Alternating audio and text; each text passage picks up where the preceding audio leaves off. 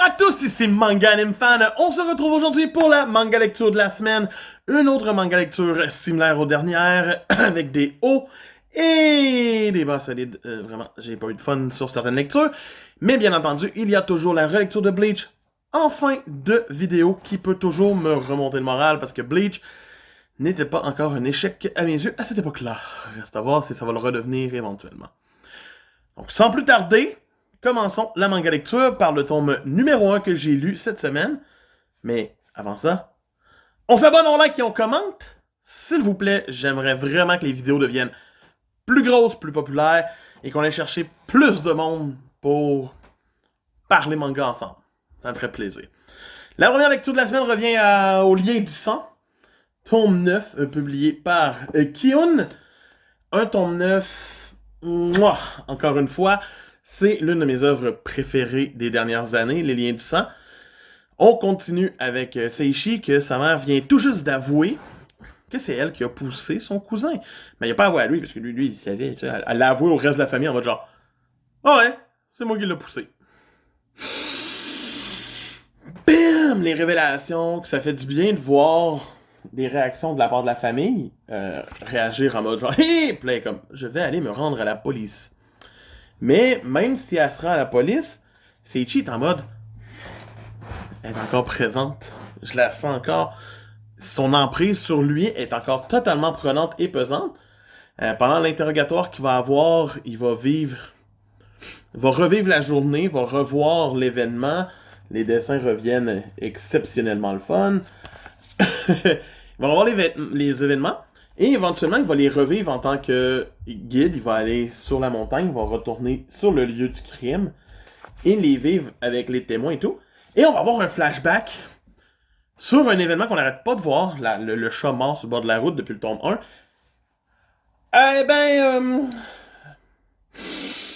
Wow!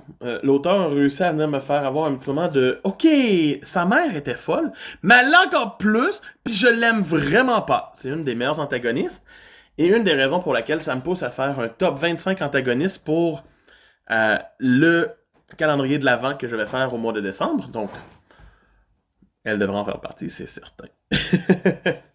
Mais un tome splendide qui a démarré la semaine d'une force formidable, mais la semaine a fait genre « Hey!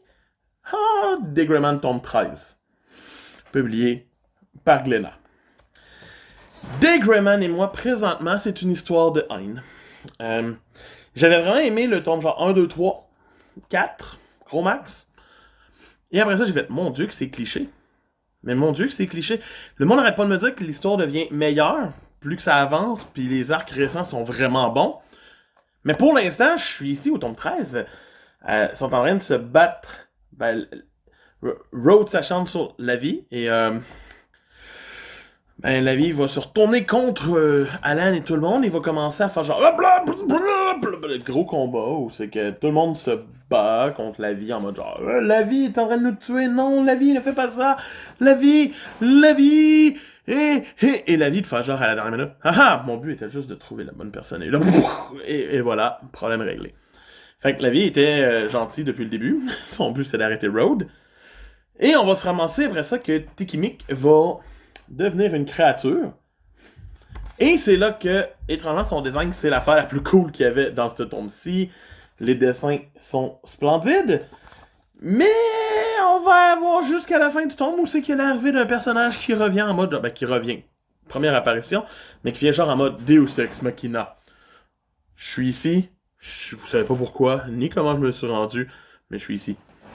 Autant que les deux personnages qu'on a laissés dans des combats dans les tomes précédents sont clairement encore vivants. C'est sûr. Je suis prêt à mettre au feu que tout le monde est vivant. Tout le monde est vivant, tout le monde est heureux, tout le monde va gagner. C'est shonen, c'est cliché. Et ce tome 13-là était une barque totale. J'ai détesté ma lecture du tome 13 de Degreman. J'ai hâte de voir si ça va remonter ou continuer de descendre. Par la suite, j'ai lu le premier tome de Toilet Bound Hanako-kun, publié chez Pika. C'est quoi Toilet Bound Hanako-kun? C'est une légende urbaine d'une certaine façon.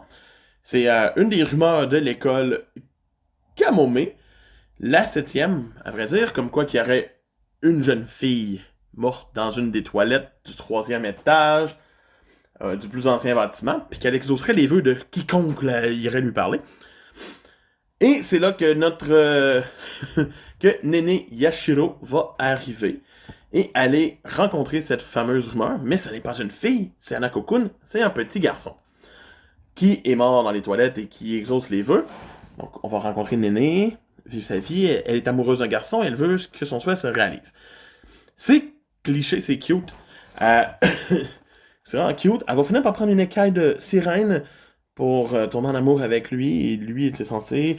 La twist est quand même bonne, mais dès qu'on rentre dans les designs de monstres, oh my gosh, cette sirène est parfaite. J'ai fait, wow! Les dessins peuvent être vraiment sur la coche dans Twilight Bond. Donc on va continuer après ça leur aventure où c'est qu'elle va devenir un petit peu son assistante, un petit peu à la Neuro, mais sans être Neuro, parce que lui, il est pas genre un détective, rien, il est juste genre, je fais en sorte que les esprits gardent leur calme, pour pas qu'il y ait de meurtres abusifs dans l'école. Même si Hanako est quelqu'un qui a déjà tué dans le passé, et c'est pour ça que c'est encore un esprit et qu'il est encore là, et qu'on n'en sait pas plus, j'ai hâte d'en savoir plus. Donc on va rencontrer aussi un autre jeune garçon qui est un descendant d'une lignée qui exorcise les fantômes. Et c'est là que l'histoire va commencer à devenir un peu plus intéressante parce qu'on va aller... C'est comme un peu... Oh, ok, il y a une rumeur. La rumeur fait effet. Des gens disparaissent. Et on va rentrer dans cette fameuse rumeur-là à la fin. Et les dessins sont tout simplement trop beaux, trop détaillés, trop magnifiques. Donc, oui, Twilight Bond Hanako-kun, tome 1, est cliché un petit peu et quand même assez cucu. Mais c'est une lecture qui se lit bien et qui me donne envie de me dire « Wow, j'ai hâte de voir où c'est que ça va aller. » Ça peut aller de nulle part, puis être répétitif, mais ça peut aller quelque part et être vraiment bon. Donc, j'ai bien hâte de voir où ça va me mener. Par la suite, j'ai fait un tour dans ma nostalgie et j'ai lu le tome 10 de Shaman King Star Edition, publié chez Kana, donc l'équivalent du tome 19 et 20. Il nous reste de moins en moins de tomes à recevoir avant de pouvoir enchaîner la fin. Shaman King Flowers et Shaman King The Superstar. Je commence à voir hâte. Et Shaman King Zero aussi qui devrait sortir l'année prochaine en France. Donc, je vais avoir beaucoup de Shaman King à lire en 2022, j'en suis sûr certain. Donc, on reprend avec Yo qui vient d'abandonner le Shaman Fight pour sauver la vie de Ren, qui était pas mal entre la vie et la mort, et c'est la condition de Maiden. Donc, c'est ça. Et on va récupérer sur le fait que Yo est du genre à toujours se sacrifier pour les autres. Et c'est Anna qui va le penser en ayant un flashback. Flashback qui va couvrir 90% du tome. Il y a juste 3 chapitres dans le tome qui ne sont pas le flashback. Flashback sur la rencontre entre Yo et Anna, 5 ans plus tôt. On va rencontrer un autre personnage qui est Matamune, qui est un chat. Dans le fond, un esprit de chat qui est ici. Et lui, dans le fond, on va finir par apprendre que c'était un des gardes de Ao il y a 1000 ans. C'est une belle façon de voir les choses, de voir aussi que cet esprit-là n'a pas réussi à vaincre son maître, a juste réussi à le regarder s'enivrer et devenir de pire en pire. Mais ça reste intéressant. La rencontre entre Yo et Anna se fait de la façon que tu t'attends. Yo est exactement la personne qu'il est. Anna peut lire dans les cœurs des gens et d'une personne très fermée, va envoyer des démons sans le vouloir essayer de tuer Yo. Les démons ont des designs assez cool. C'est considéré comme des oversouls à la fin, parce que c'est elle qui les fait apparaître en prenant des pensées négatives et des fantômes dans le coin. Mais, tu sais, oui, ça devient cliché à un moment donné, comme quoi que il va la sauver parce qu'il est lui-même. Ben oui, mais c'est shonen. C'est correct que ce soit cliché. Matamune va finir par se sacrifier dans un combat contre le grand démon. Ça, c'est le premier design du grand démon, qui était stylé. Mais son dernier design est un petit peu absurde. On va rencontrer des personnages sympathiques. Voir pourquoi Yo est rendu, d'ailleurs, que son Oversoul est une épée énorme. Parce que, il y a 5 ans, c'était celui de Matamune. Fait que c'est le fun qu'avec Amidamaru, il ait créé un lien similaire et que pour lui, ce soit l'épée longue qui désigne la force.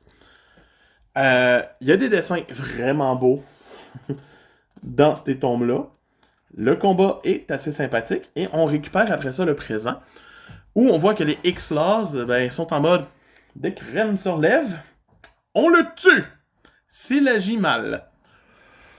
Et Ren, pendant ce temps-là, dans son subconscient, revoit ce qui l'a poussé à tuer Chrome. Et c'est bien fait, d'une certaine façon, d'avoir enfin ce moment du Shaman Fight-là.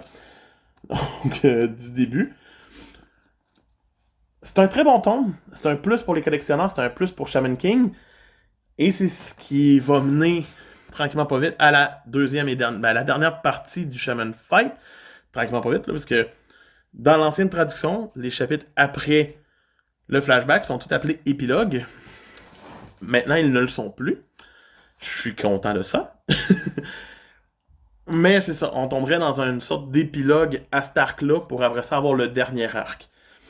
Donc, ça s'en vient, on s'y rapproche très bientôt. Et pour finir ma semaine de lecture, j'ai lu le tome 9 de Tokyo Revenger, publié chez Glénat, donc tome 9. On reprend, dans le fond, au retour du présent de Takemichi, qui voit les changements qui s'est passé dans les 12 dernières années. Et c'est là que le tome excelle. C'est la fin de l'anime, d'ailleurs, la fin de la saison 1, la moitié du tome. Il va nous revoir son meilleur ami, Kesaki Teta, qui va le massacrer, lui et Shifuyu. Va même tuer Shifuyu devant, avec des planches malades, devant les yeux de Takemichi. Et après ça, s'en aller pour tuer Takemichi en lui disant qu'il est son héros. C'est la fin de l'anime, ici. Tout le reste n'a pas été fait encore dans l'anime. Et c'est là que le tome commence de plus en plus à briller, parce que on a Kasutora qui revient sur le terrain, 12 ans plus tard, qui a été sauvé, Takemichi qui prend des nouvelles résolutions. On revoit ce que Naoto est devenu dans ce futur-là. On voit encore que Ina est morte. Et c'est de la faute de qui? De Takemichi. Donc, c'est vraiment le fun que tout ce qui se passe dans ces 12 ans-là fudge le chien total. Et c'est intéressant, c'est bien fait. Mais j'aime le fait que quand on revient dans le passé, Takemichi n'a pas autant d'informations que d'habitude, parce que là, il s'en allait en centre directionnel et tout le kit. Il était dans la chenoute dans le présent, puis il est retourné dans le passé en mode « je vais découvrir puis empêcher ça ». Mais là, il n'y a aucune information, à part le fait que les Black Dragons soient ceux qui ont corrompu le Tokyo Manchikai. Et ça reste intéressant de voir ça. Il va se lier d'amitié avec Akai Shiba, en peu de temps, qui est le petit frère du chef du Black Dragon. Selon une logique, Akai tue son frère. Selon une logique, c'est ce que je me dis. Spoilez-moi pas, je l'ai pas lu. Et c'est ce qui enclenche les événements. Mais ça reste que c'est un très, très, très, très bon tome. Mais j'ai hâte de lire la suite. J'ai hâte de m'en aller plus loin que l'anime. J'ai hâte. Ma lecture de la semaine, avant de passer à Bleach, est, bien entendu, Les Liens du Sang. Ça sera jamais pas Les Liens du Sang quand il y a Les Liens du Sang que je lis dans ma semaine, c'est certain. À moins qu'il y ait comme One Piece ou quelque chose d'autre dans cette semaine-là, mais Les Liens du Sang. Et sinon, c'est le temps de parler de Bleach. Cette semaine, j'ai lu les tomes 14 et 15 de Bleach. C'est les deux seuls tomes que j'ai lus, encore une fois, par manque de temps. Le tome 14 reprend sur l'arrivée de Byakuya devant la cellule de Rukia, et tout le monde qui est comme « Ok, on va se battre contre Byakuya. » Non, personne ne peut se battre contre Byakuya.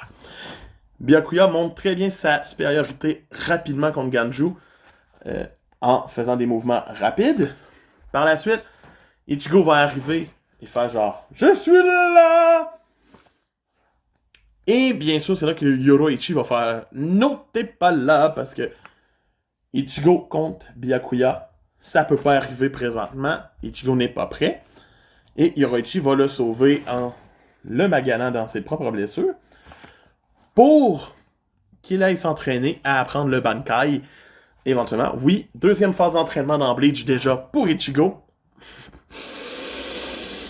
Mais bon, c'est correct. Et on va aller du côté de Inoue et de Uryu pour la deuxième partie du tome. Et c'est là que le tome va devenir intéressant d'une certaine façon.